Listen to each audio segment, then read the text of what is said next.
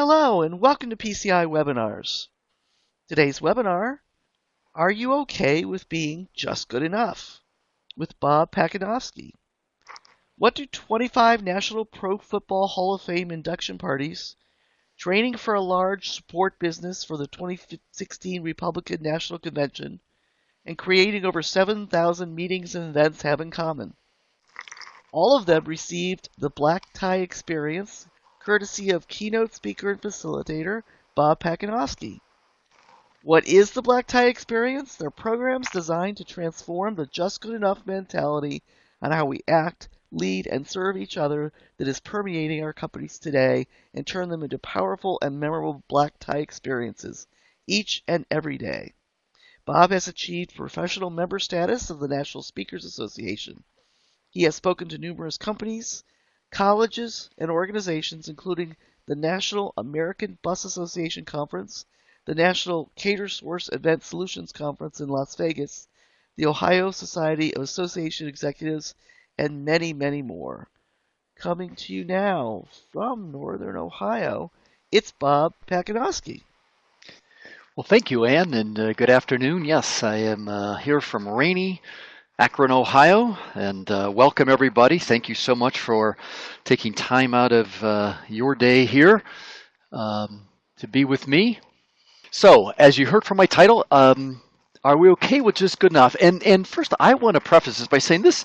Some of you may have been on some of my other webinars. I've been pleased to be working here with PCI for the last few years, and this one's going to be a little bit different today because I really want to talk about mindset and attitude and how it relates to really delivering that overall experience with your patrons and with your coworkers and fellow employees within your library systems. So, this talk centers around what this black tie is and what it means today in business. You see, I don't know about you, but I'm getting a little frustrated personally as a consumer in business that in business I'm seeing this just good enough mentality in our workforce and in our businesses. You are all consumers. You buy products every day, and I think you probably see that as well. So I want to change that mindset between just being good enough to going to black tie. When I think of black tie, I think of world class or 5-star, and that's the kind of mindset that I want to try to create for us.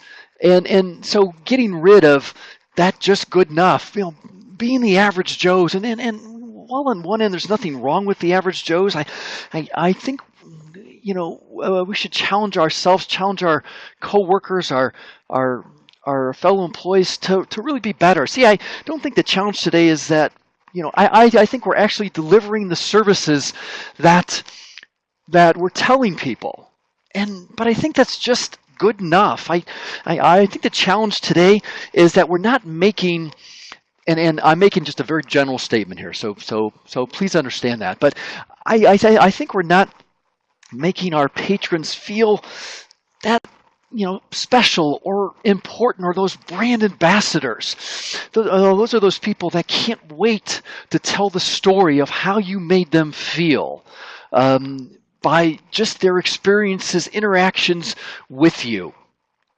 And so I don't want our libraries and our employees to just be good enough. I don't want our leaders, and by the way, all of you are leaders, but I don't want you to just lead good enough. I don't want our actions and behaviors to be just good enough, and I definitely don't want our customer service mentality to be just good enough. You see, this black tie around the world, this black tie is a symbol for excellence. It is about achieving the highest standards of service, quality, being that true professional each and every day, 24/7, because, ladies and gentlemen, we're on all the time now. That silly device that you have in your pocket, it's this smartphone, makes it that we're on 24/7. So, I don't want our libraries say, well, gosh, you have to work with Susan today because Susan is this world-class black tie professional. But oh my gosh, Bob here. But Susan's off today, so now we're stuck with Bob. And oh my gosh, Bob. Bob's just good enough, but we just sometimes say, it's good enough. That's okay. Well, I don't think it's okay any longer. See, because when I mention a black tie, don't you think about maybe that maitre d' or that concierge type person? I mean, think about that person. Probably he or she is wearing a black tie, but they act, they lead, and they serve with the highest standards of that service mentality, with that being that true professional. They're not robotic, but they're very conversational. They are looking out for every part of your need because they want to create this experience for you. Or maybe you've been to a black tie event or seen them on TV, and these are, doesn't like this or doesn't this image create in your mind the highest level of potentially class, importance, prestige? Well, shouldn't we be treating each and every one of our patrons and our coworkers with that class, prestige, and importance, and really striving to reach or to really reach that level of excellence, that black tie level of excellence each and every day? Let me tell you what that means to me, because it's a very personal thing for me, and hopefully I can do this here. So I have 3 slides here, which I have 2. That these, I don't know, those of you that are from Ohio, I see somebody from Bryan, Ohio, but you may recognize this, but these are 27 busts in the Pro Football Hall of Fame. And so what do all these guys have in common? Well, as you heard in my introduction, these are the Hall of Fame induction parties that we were a part of when I had my company, when I had my hospitality company. And my team and I only had one opportunity to go above and beyond to act, lead, and serve the highest standards of excellence to create a top-notch experience for these gentlemen. Which, by the way, when you think about black tie excellence and really achieving the highest standards that you can get, that's what these gentlemen really had achieved throughout their careers. They made it to the Hall of Fame. That is the highest level. Well, here's the funny thing about this whole story. The photo on the left of just the 2 Hall of Fame busts, those were the first 2 parties that we did, first 2 events. One was for a New York Giant, one's for a Dallas Cowboy. And we were just so very excited about it, and I thought we did a pretty decent job. However, the powers that be on the overall committee really just thought that we were just good enough. And I was looking forward to the next year, and they said, "Bob, sorry, but we don't think you're the right fit for us." And I was very surprised and shocked and somewhat upset, and I could have done 2 things, or one of 2 things about it. I could have sulked about it, and I could have said, "You know what? The heck with them. We are as good as or we are that good."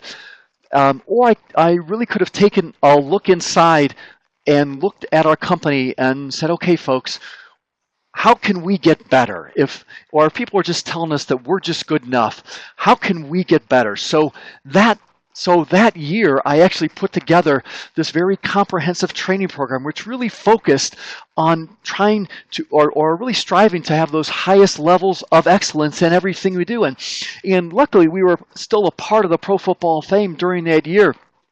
And so the powers that be saw the transformation in our staff, which, by the way, I brought my staff into this and said, "Okay, folks, help me put this program together so that we can change the mindset, we can change our attitudes, we can change the culture to get even better than we were." Because, folks, we were pretty good, but we weren't black tie in it. So I wanted to make that change. So we did, and luckily, the powers that be saw that. They invited us back the following year, and in a 5-year period, we then were able to work and plan and create 25 Hall of Fame induction parties. Now, I'm not here to boast about that, because that's not what this is about. What it's about was I had to take a look deep inside to say, okay, folks, I don't want to be just good enough. How do we do this? So we had to look at our leadership, we had to look at our actions and behaviors, and we had to look at our customer service mentality and move the needle from being just good enough to being black tie. And since then, we've had no other company. I've since sold that company, but in the time frame that I had it, as well as even after it, I mean, we did our last event in 2012 there, but no other company has even equaled the 25 parties. And what was the proudest moment for me was I knew that we had achieved this level when teams called us back the following year. They or they were honored to have two members go back-to-back years, or once, or one year and 2 years later, and they called us back, and here's what they simply said: Bob, your team took incredible care of us. They made us feel like we were the only people on the planet for that night, and that's something that our team and our player will never forget. We want you back for the next one. And it's because of how we shifted our mindset to say, you know what, we don't want to be good enough any longer. It's about, we have to get to that next level, which is that black tie mentality. And here's a picture of just 3 of my former staff, and folks, it didn't happen just because they showed up and put the uniform on. And it didn't help, and it didn't happen by just telling them, folks, just go out there and just be good enough. It's only an event. It's not that big of a deal. It's only people. Just do whatever you can. No, it happened because, like I'd mentioned, not only the mindset, but the training that we created with the help of them, that was also practiced. And here's the key: that it was implemented and reinforced on a daily basis. You heard that we created over 7,000 events, and because of my team, I take none of this credit whatsoever. My team really created or helped me create this mindset, and then not only practice it, but then implemented it to really go above and beyond. That's what black tie mentality is: to go above and beyond, to make people feel differently than they've ever had before. So you hear the words 5-star a lot. Well, 5-star is truly, it is not a skill, it's an attitude. But black tie takes it one step further. See, 5-star, you think 5-star customer service. Black tie takes 3 levels. It takes not only the customer service, but it takes the leadership mentality, and it takes that business etiquette, those actions and behaviors mentality, and puts them all together to find and really move the needle forward to make your team to go above and beyond, because they'll have all these 3 components in place. Now just think about this. Think about, and let me move here to the next slide. I apologize for that. Now I know what you're thinking, Bob. That's a fantasy. That can't happen. And those of you that are probably over the age of 35 or 40, you'll get this one. Those of you that may be younger, it's probably on Netflix. And this was a quirky show back in the 70s, but I don't think it is a fantasy. I don't think that, because I think there are companies out there that are, and libraries and and systems that are doing this right now. Hopefully yours is truly one of them. But there is no magic genie in a bottle, and there is no magic door that we can hire people from. I wish it was that easy. But here's what I can tell you, is I had a small business, and I had people that were working for me part-time as needed. And we were able to create this mindset and attitude within our people by how we treated them, how we really focused on them, and how they really understood what our culture was going to be. And so it is possible. And I use this example, and I know it's not directly related to your industry, but are companies out there that have figured this out. Those of you that like the quick service restaurant Chick-fil-A. Chick-fil-A has figured this out, and they're training 16 and 17-year-olds on this mindset of going above and beyond. They're now the #1 quick service restaurant in the country, and they're only open up 6 days of the week. So they have figured out this model on how to train their associates to act, lead, and serve in this black tie way. And I believe the key to this is this, or one of the keys is this statement right here. I think the good enough mentality is really that first line. It's tell me what to do, but guess what? I'm going to probably forget it. We get a little bit better on the show me and I'll remember. Here's the key, I believe, to really creating this mindset, this attitude, is involve me with it and I'll understand it. Involve me, so when you bring new people into your library systems, how are you training them? Or, do they understand what it means to work for your library? Do they understand how important their role is in creating this experience? Or is it just this good enough mindset where, hey, yeah, you can do whatever you want and answer the phone this way, but you really don't have to answer it our way, and how you deal with the customers, or really don't have to solve all their problems or challenges. Just solve the ones that we think we can do. It's just a whole different mindset, but I think you have to involve people in it. And not only, I talked about earlier, making sure that our patrons are brand ambassadors, but there's a second level of brand ambassador, and that's your employees. Those are your coworkers.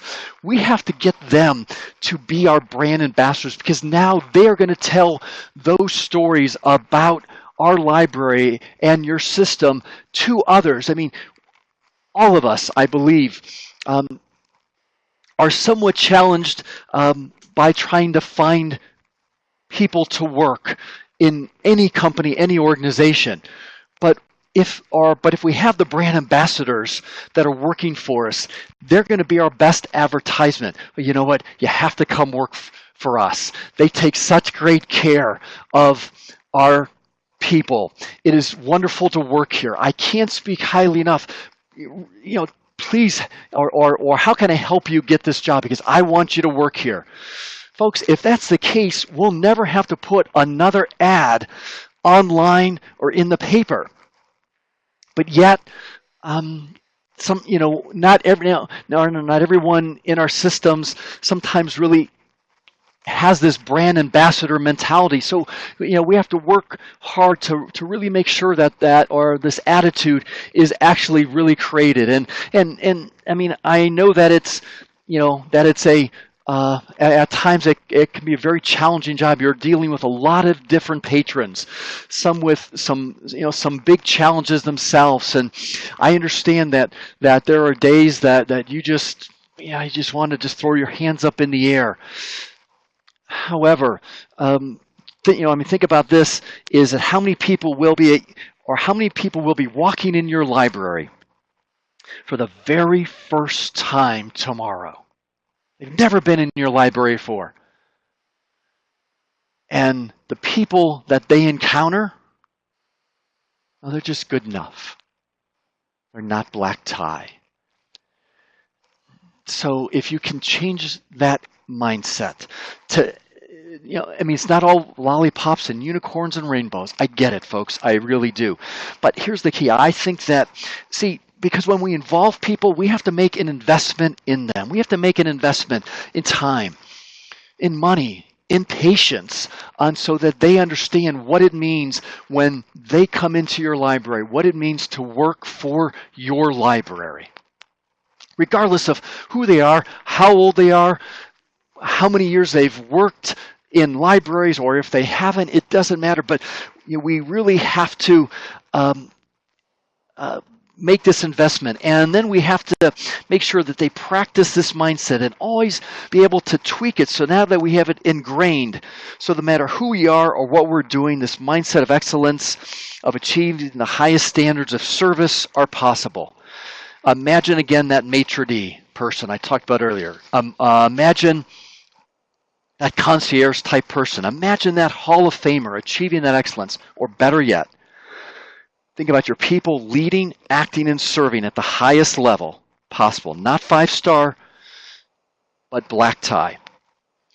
You see, this black tie experience creates these brand ambassadors. And we've talked about it earlier. And here's a quote that if you've been in my seminars, you've seen this before, but this is really the basis of how we should put everything together. Written by a wonderful woman, said by a wonderful woman. But it's so true, folks. People may forget what you say to them. They may forget what you do for them, but they're never, ever going to forget how you make them feel.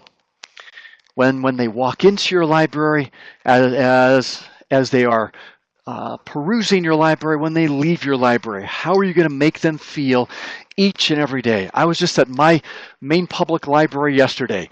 I had to shoot a promo video. And our library now is a tech center. I absolutely love it because I can go in there. It's a green screen background. And I didn't have a scheduled appointment, and it was a last minute thing. And I walked in and I said, I am sorry, but I don't have this appointment. Is there any chance I can get in? And the gentleman was so kind. He's like, you know what, sir, let me look. You know what? How long will it take? I said, it's going to take him about 20 minutes. He said, you know what? I have an opening right now. What would you like to do? I said, yes. And then he said, sir, what else can I do for you? Is there anything else that I need you to do or can do for you? Or can I show you how to work the lights or how to work the camera? I said, wow, you know what? Thank you. I've done this before, but I have a question about the microphone. Oh, not a challenge at all, sir. Let me help you with that. He made me feel, and he knew that there was going to be another patron coming in 20 minutes later, but he took that time. I mean, he could have said, oh, you know what, sorry, but there's no way that I can let you in. But but he looked and so he was able to say, you know what, yeah, let me help you. And I was done in 15 minutes. And I said, thank you so much. You know what, I want to schedule another time. I'm going to do that this time. So I scheduled another time for this Wednesday. But I walked out there feeling really great because just in that short interaction, he made me feel special. He made me feel like, that I was the only person in that entire library. And I thanked him for it on the way out because he really did me a really big favor. Let me show you, and let me tell you about this. Now, I can't show you this video, but I've given you the link to this video, and it's one of the favorite videos that I show during my seminars. This is a company called WestJet Airlines, and it's called their WestJet Christmas Miracle. And I'm just giving you just a few screenshots, but I want you to Google it, and I want you to watch it because that really talks in folks, I don't know WestJet from anybody, but I do know this, that industry is very competitive, and you'll move for $20, $30, $40. Watch this video, and I'd be curious to get your thoughts on it, to see how you were feeling just by watching this video. And if you were a customer, how would you feel? See, folks, this video, they went above and beyond. Their entire team was a part of this experience for random airline customers one November about 4 or 5 years ago. And you can hopefully see just a team of people running through the airport, running through shopping malls to really get this project, for lack of a better word, done for these unexpected random customers. And hopefully when you watch this video, you're going to have a much better idea of what it means to what I call deliver that black tie experience. Because just their leadership was black tie, their actions, their behaviors were black tie, and their service was probably beyond black tie. It's something people will never forget. And they didn't do this to sell tickets. They didn't do this for no other reason except for goodwill, except their social media completely blew up. And they've been doing it every year. But they go above and beyond.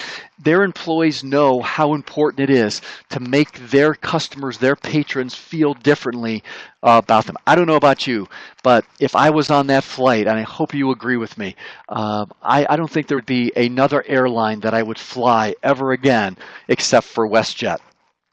So I want you to think about that.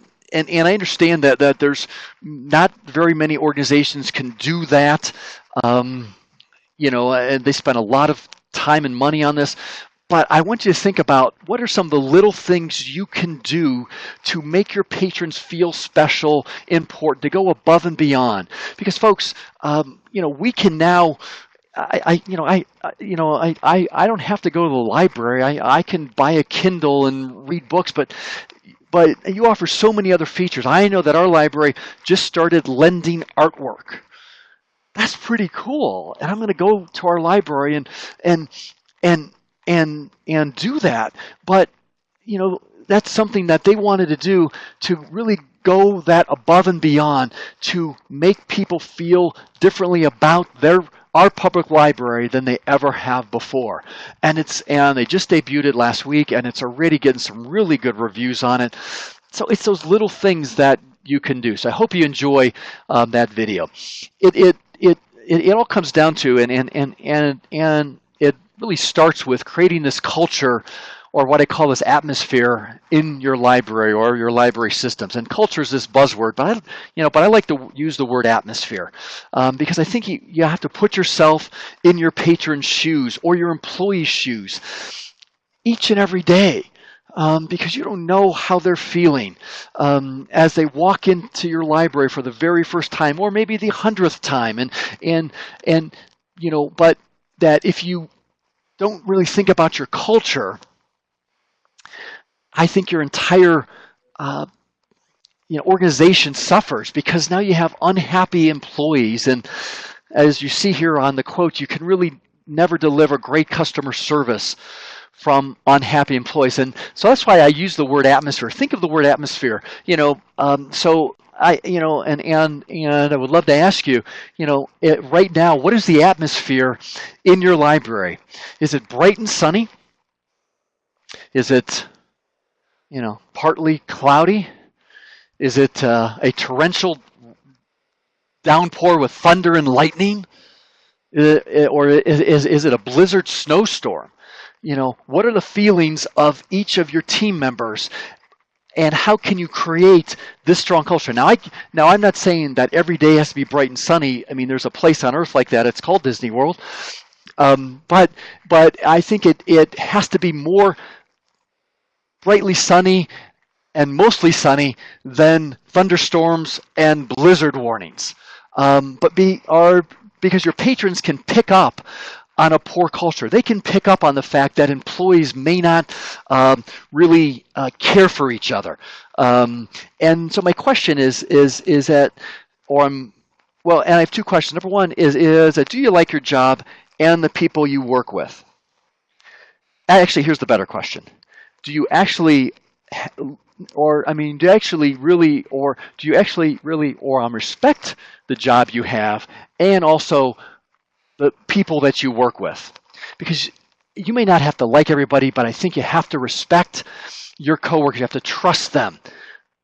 Or a strong culture empowers people to make decisions for the betterment of the patrons and your library. A strong culture means that we've got each other's back. We're going to help each other, and we're not going to push somebody in front of the bus. It's far too easy to push somebody in front of the bus. And I think a strong culture has this empowerment, like I said, where really the answer is yes. And now what's the question? Now I will tell you, and I know I get this a lot, but a strong culture starts at the top, and that is something that is very, very important. But here's the key also about a culture. Just like an atmosphere changes every day, your culture is not static. It changes by what you say and what you do.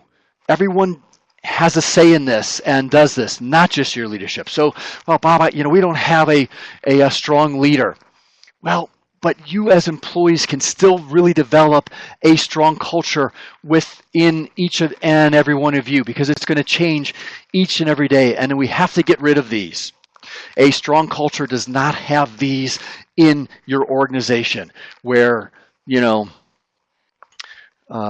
department doesn't talk to the next department, and archival services has no talking to marketing because they don't like them or whatever it is.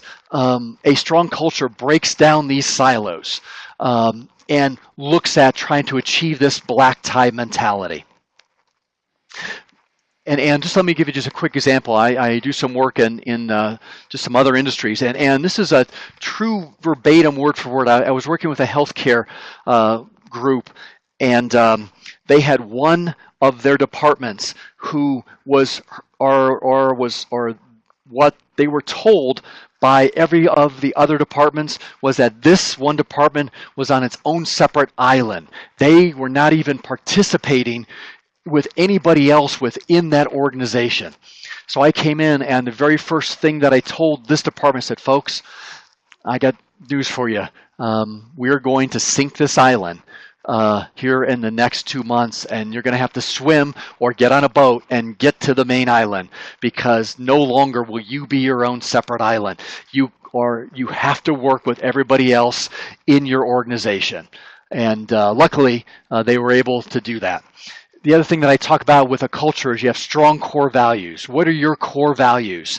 Because each of us have this, and maybe this is an exercise for you and your team to take back with you, is to really ask them to write down, what are their or 3 of their core values that they believe in, that are just inside of them, that they will not move from, because that's really what we need, folks. We need people to believe in the core values, and they could be, these could be 3 of their core values: respect and caring and enthusiasm and passion.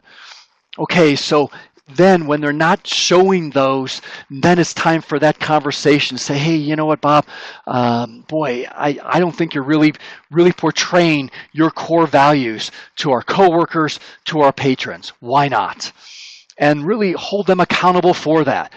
Here's the other exercise I do. This is a very simple but very challenging exercise. I ask people what the function of their job is, and mostly, they can do that. But then I ask them, what's your purpose? See, because function is what you do. Purpose is why do you do it? And if you tell me, and I know this is very important to each and every one of you, but if you hear the words, well, my purpose is to get a paycheck, well, that's probably not the best purpose for your team members. They're probably in that just good enough mentality.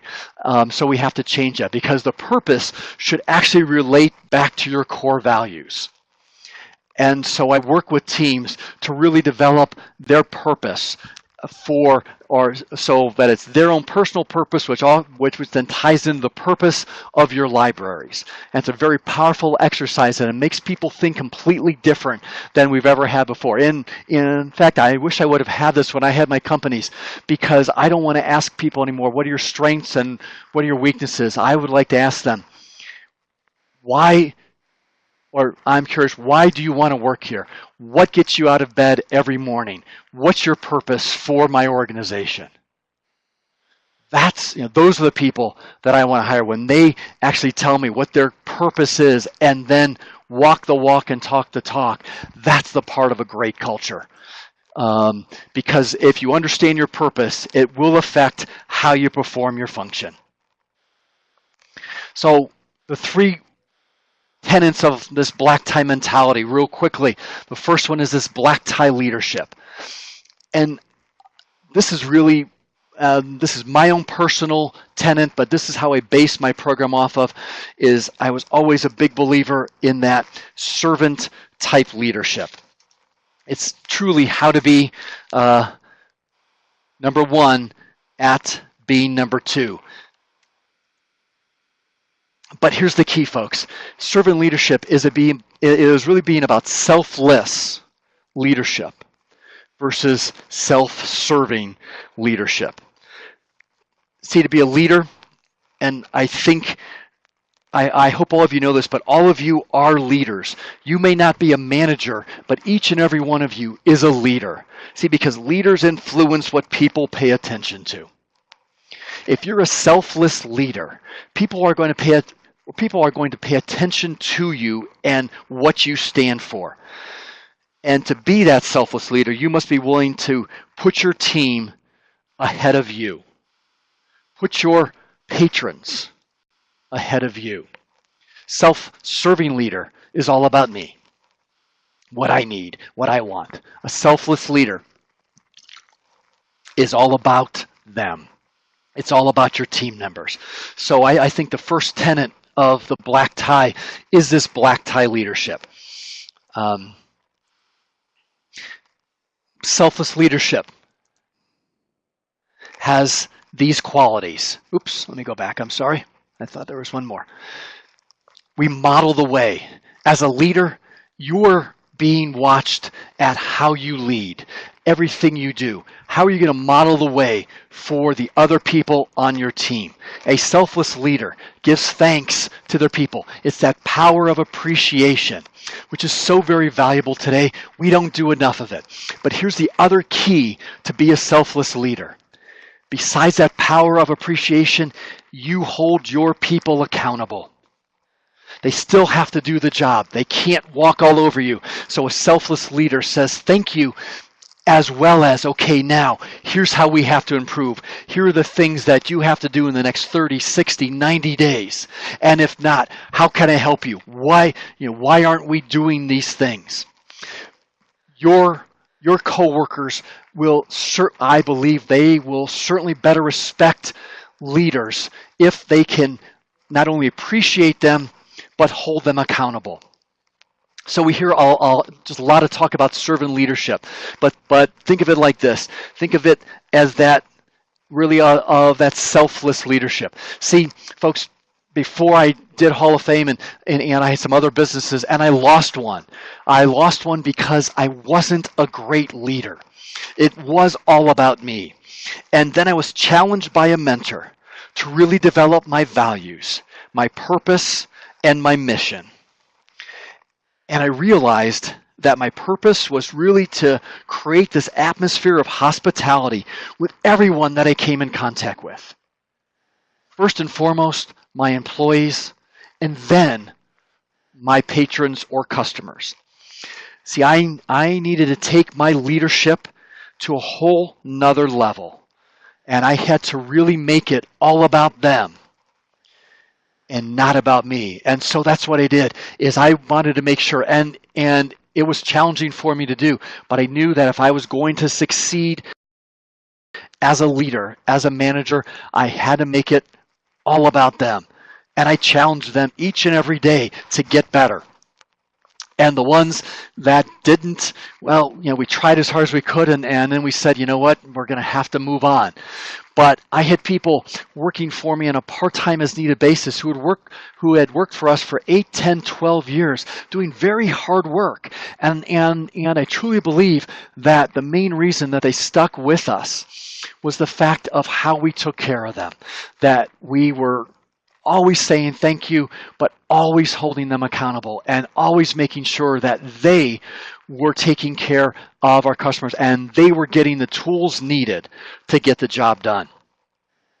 So that's the first part. The second is what I call black tie etiquette. These are those actions and behaviors that are so very important today, because each of us has a brand. Ladies and gentlemen, you have a personal brand, and then you have a library brand. And the two have to coincide. I was just speaking to a group last night saying that if your personal brand doesn't line up with your brand of your organization that you work for, there's conflict. And so how this works here on the black tie mentality is, yeah, you could just be good enough with your brand and really not care about your actions and your behaviors and how you speak to people, or you can really go above and beyond, because now today more than ever, with our technology, how you look, how you speak, and how you act equals your personal brand. And I'll actually take it one step further. I have an acronym, and it's on my, or it's my tagline. It is the word LASTS, LASTS, and it stands for how you look, how you act, how you speak, what your tact is, or how you behave, and then finally how you serve. But sometimes what we see today is people not knowing how to look the part, act the part, and speak the part.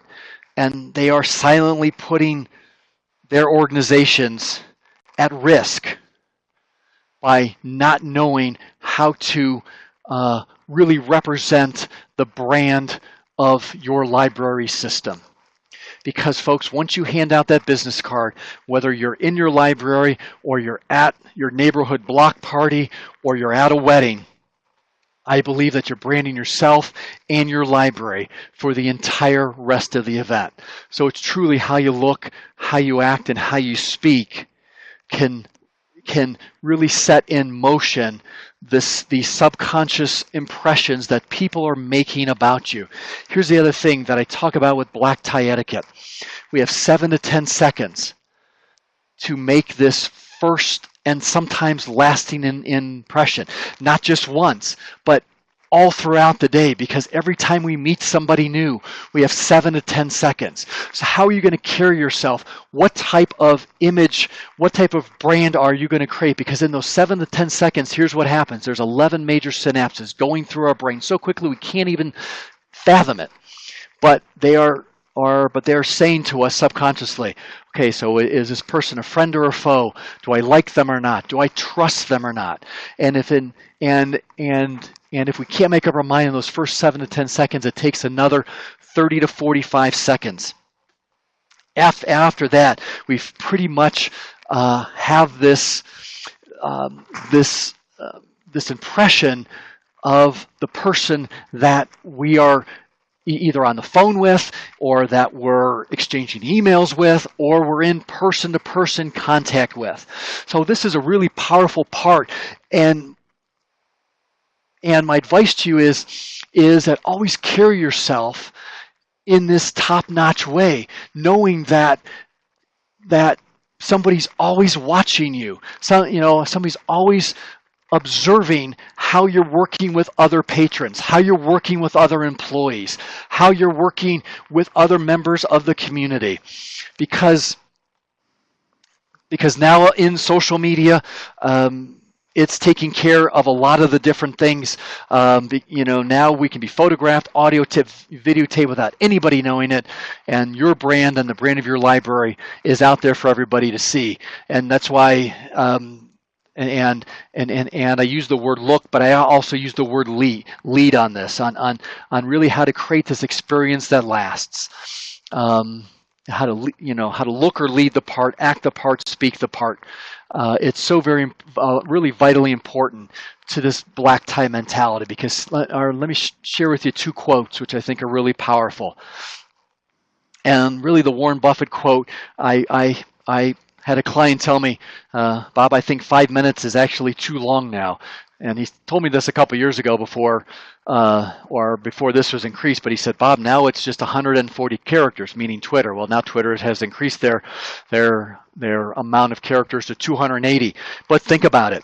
There are people that have lost their jobs. There are people that have really soured the image and brand of their organizations by how they're acting and behaving, and now it's being captured and it goes online. And I love the quote on the left. Guard it with your life. See, folks, here's the difference. Your character is what's inside you. Those are your core values. They have to line up with your reputation, because that's your brand. Or here's another great way to think of your reputation, is what people say about you when you're not in the room. So what do people say about you and your brand at your library? And do those words line up with the core values that you believe in? If they do, that's incredible. That's awesome. You are really rocking that black tie etiquette. If they don't, now's the time to work on it. Because sometimes we may not believe that about our reputation, but that is what others are saying about you when you're not in the room. So, folks, I've been in the business world for close to 30 years now, and I am still polishing both my character and my reputation. I believe my character is really well or really well set, but I'm always looking at it, and I'm always looking at my reputation and what others are, what that perception is. And so I'm always working really hard, because today it can be tarnished rather quickly. And so here's a great question that I ask everybody. How do you show up? How do you show up at work tomorrow? Are you on time? Are you really working well with your coworkers? Are you giving the reports on time that are needed? Are you following through with the promise that you've made to your patrons and your coworkers? Or are you late? Are you always gossiping behind people's backs? Are you always trying to look for that overall negative approach to others? Are your actions truly speaking louder than your words on how you carry yourself? Folks, there's a difference between being really confident and being really arrogant. People love to be around confident people, how they show up. I don't know if people love to be around arrogant people. So this black tie etiquette is really taking how you show up and taking it to say, okay, you know what? I know that I have to look and lead the part. I have to act the part. I have to speak the part. I have to behave the part, and then finally I have to serve the part. It's how I carry myself each and every day. So that, here's the key, is that I think sometimes we now look for that poor behavior in others, thanks to TMZ and all those other silly shows. The mark of really great black tie etiquette is that people don't even notice anything different. They are just so impressed by how you carry yourself. And they don't even say anything, because, wow, this is exactly what it should be. Which leads me to the third tenet, which is that black tie customer experience.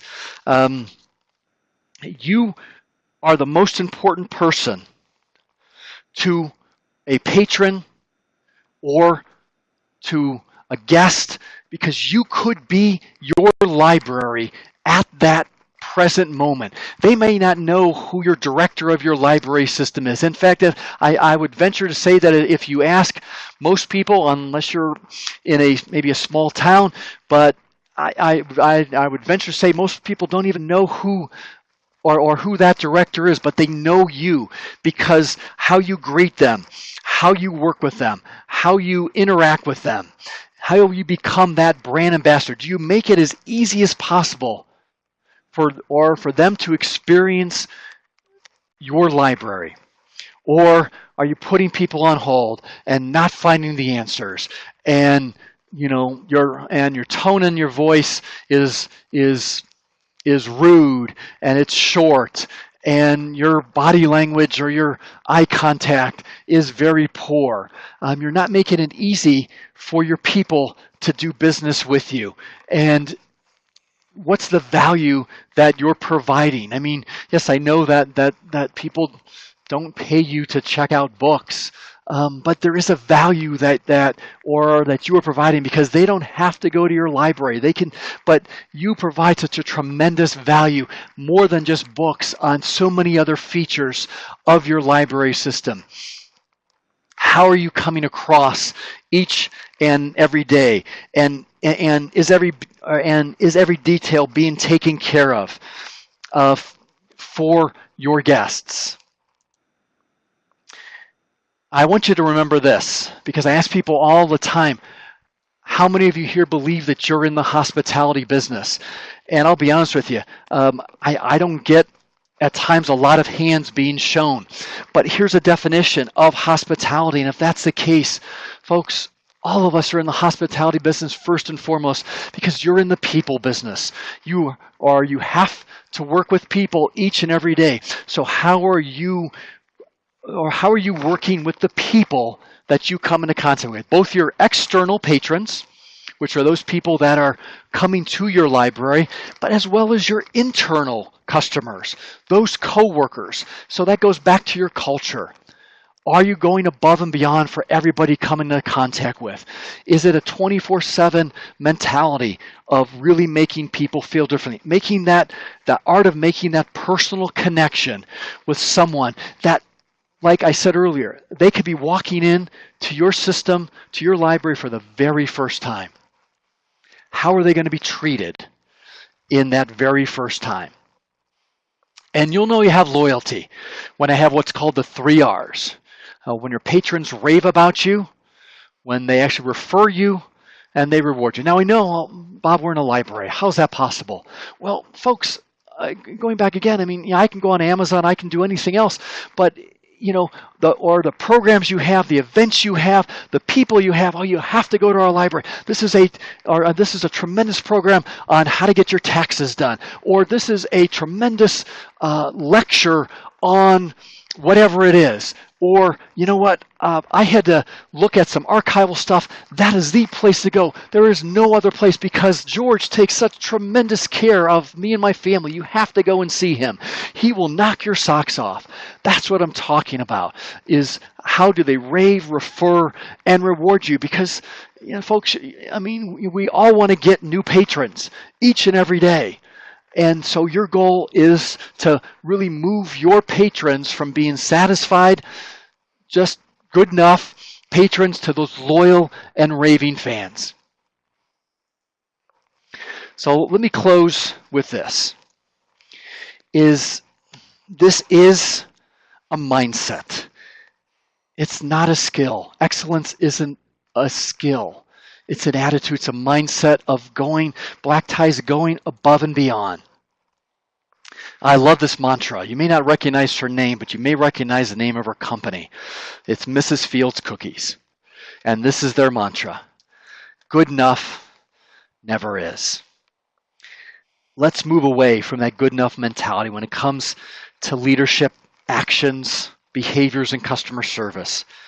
I believe we need to step up to that level of excellence, where the highest standards are thought of as commonplace and not exceptions, where the core values and the beliefs of your organization and the people in it are outlined and documented, where they are and they are practiced every day, and there is nothing else that's going to get in their way, where it's not maybe, but it's absolutely yes, where we involve everyone in crafting and really designing this black tie experience.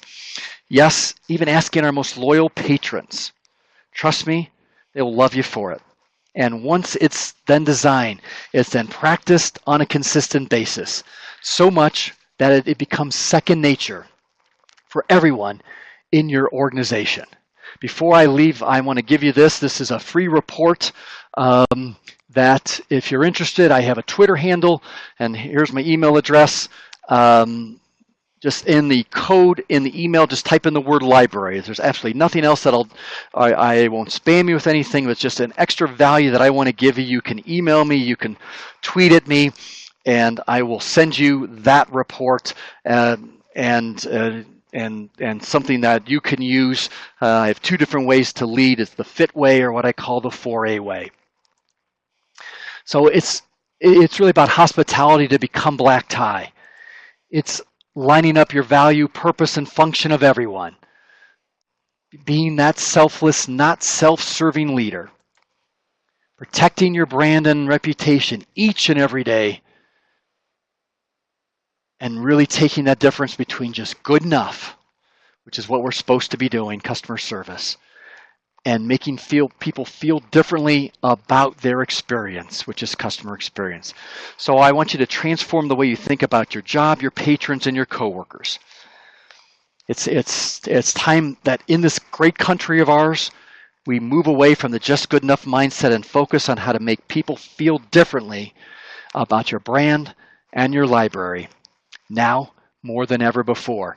Let's get back to being in the people business, and let's move forward with actually delivering the black tie experience. Thank you very much.